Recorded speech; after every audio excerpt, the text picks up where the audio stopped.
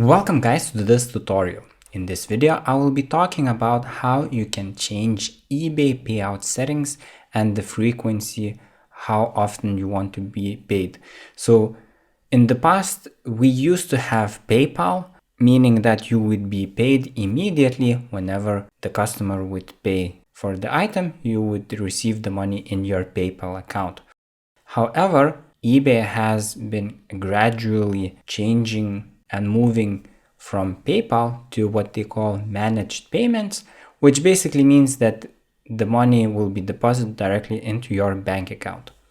So you can change how often you want the payments from eBay. So you can change it to be daily, weekly, every 2 weeks, or every month. And I will show you where you can find this option. So obviously you will need to log into your eBay account, which I already have. And then here at the top corner, you can see my eBay, press selling.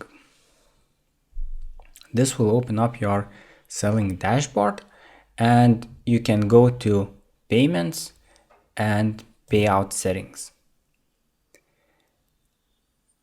Here you can see payout schedule and change it here.